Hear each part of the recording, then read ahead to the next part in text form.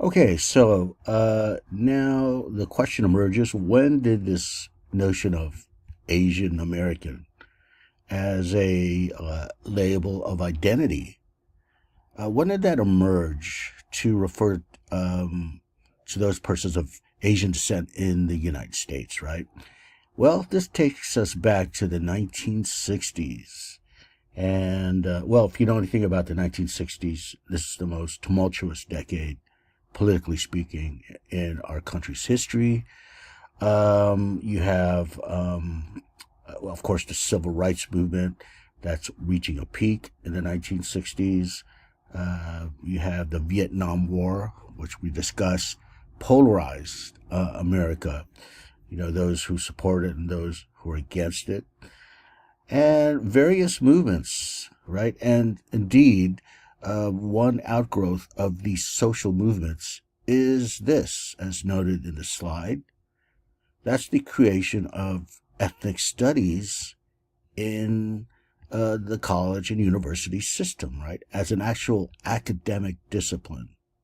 Okay, now, before this, there was no such thing as ethnic studies. Okay, in fact, and especially those persons who are ethnic minorities, college students, right?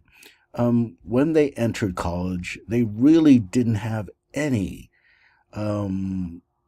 academic disciplines, let alone individual classes, right? That they could study to learn about themselves, to learn about their own background, in the United States as ethnic minorities. That's because the histories or any sort of social science studies were deemed to be less important, right, and less valuable. Let's just say, okay.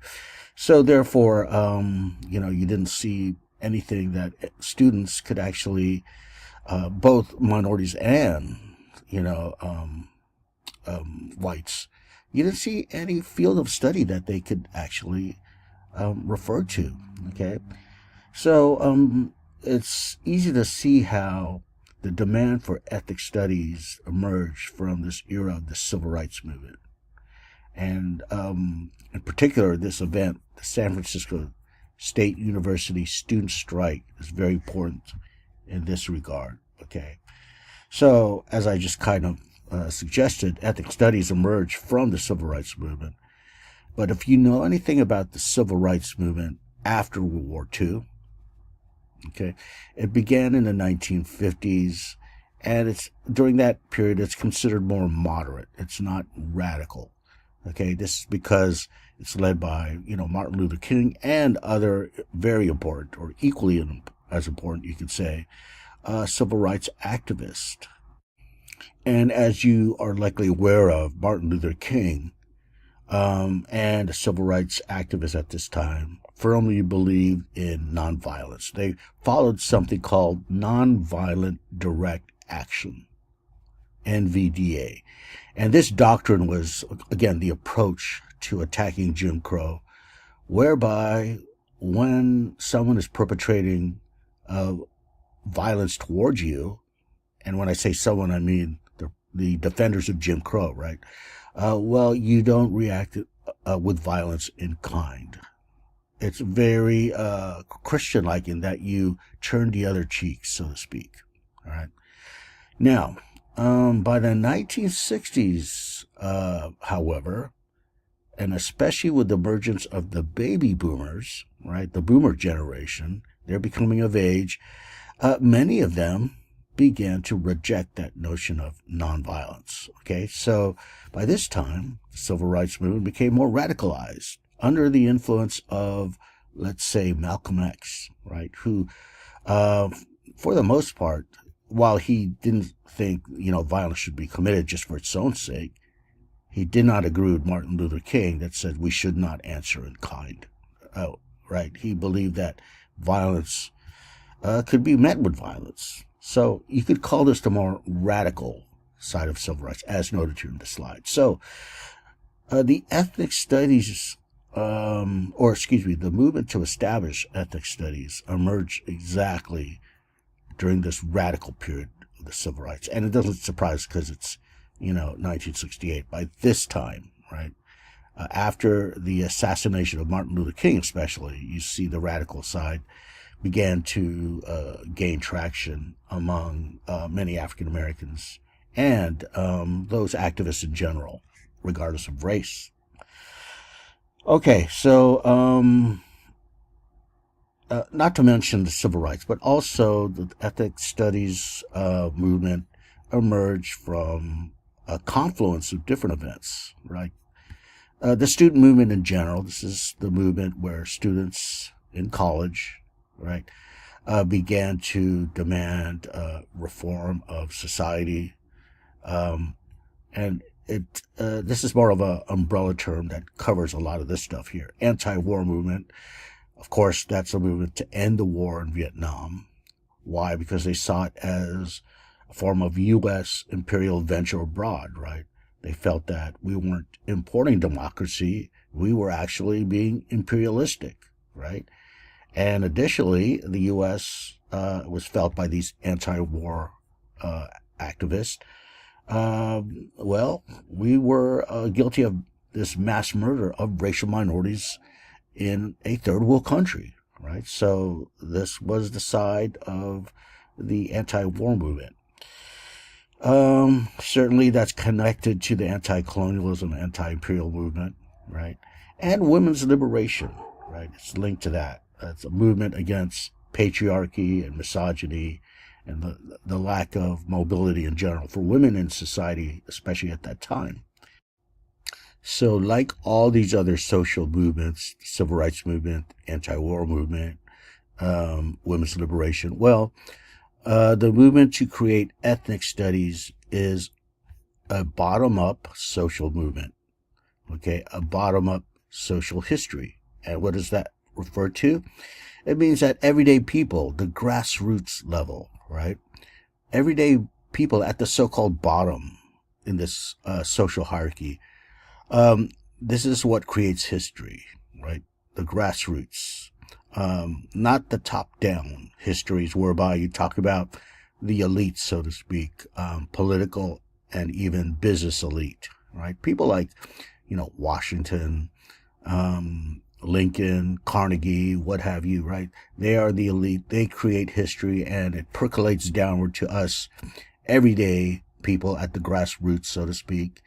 And we are the recipients of their great deeds, right? And that's what drives history, right? And even creates history. That's called top down. Well, the opposite of that is bottom up. Okay, and bottom up social history refers to, as you can imagine, again, I just explained this, everyday people like you and me actually creating history, right? Through our activism, our political participation, and that goes on to influence the elites at the top, and therefore creates change, right? And therefore it's creating history itself. So that's the distinction between bottom-up social movement and bottom-up history versus top-down, okay? And of course, what I'm arguing here is that the effort to create ethnic studies is indeed a bottom-up social movement. And the main student organization that was associated with the San Francisco State University student strike was the famous Third World Liberation Front. And as noted here, this was a student-led political movement here within the university system. And what they demanded is, as I mentioned earlier, the demand to establish ethnic studies and ethnic studies classes in the universities. But also they demanded in general racial justice and institutional change in higher education, meaning that, more equity for persons of color in the university institution, the demand for the hire of faculty among persons of color, because back then most university professors were both predominantly Caucasian and men, Okay, so they demanded a change, institutional change. So the second event that was crucial in the political awakening of Asian Americans was the murder of Vincent Chin in 1982. And what happened here? Well, Vincent Chin, that's a picture of him.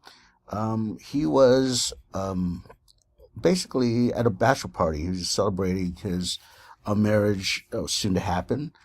And he got in an argument with other people in a bar in Detroit, Michigan. And that location matters because during this time, well, the United States was experiencing tremendous economic competition from Japan. And this particularly impacted the American auto industry. Indeed, you see Toyota taking over, right, in competition. These auto companies like Ford and Chrysler and what have you. And let's remember that Detroit was the epicenter of the auto industry at this time.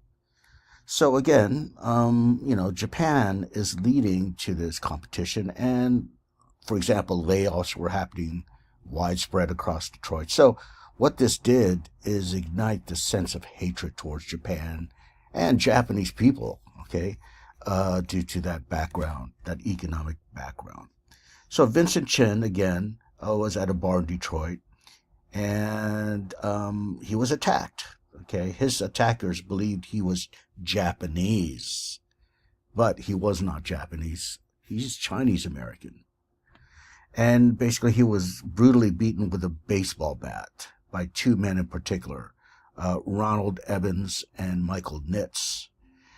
So what happened here in terms of sentencing for those two murderers? Well, they got a slap in the wrist. In fact, that's probably putting it mildly. They were only sentenced for probation and fined $3,000 with no jail time. Okay. By the way, in that fight, Vincent Chin, when he was beaten, the guy mentioned to Vincent, "It's because of you," and pardon the bad words here, "it's because of you motherfuckers that were out of work." Right? That was the reason why they beat him. And also, when Vincent Chin was beginning to lose his life, the last words he uttered was, "It's not fair."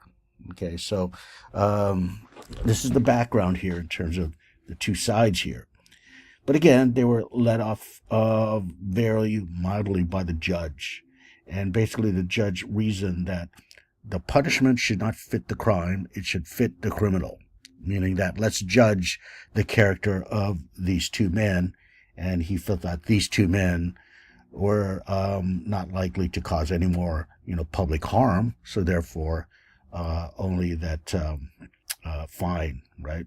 But of course, this led to the family, particularly his mother, Vincent Chin's mother, to begin to take action to protest the miscarriage of justice that occurred here. And in the long term, it led to this galvanizing of Asian American political mobilization. You had this organization formed, the American Citizens for Justice. And here's where you see this pan-ethnic coalition being forged. Okay, and it's one of the first cases, aside from the Third World Liberation Front, which we discussed in the context of the college movement, right? You see Chinese Americans, Japanese Americans, Korean Americans, Filipino Americans, so forth. Okay, so this is a crucial event because the identity of, quote, Asian American, originally coined during that 1960s student movement, right, the Third World Liberation Front, now gained mass political salience, okay, and became adopted. And as you know, even today in the census, it's used, Asian American. All right, so this is an example of coalition politics where Asian Americans, they began to align themselves with other persons of color, Black, Latinos, indigenous people, and they situated anti-Asian violence, like the murder of Vincent Chin, within the broader framework of, white supremacy against ethnic minorities.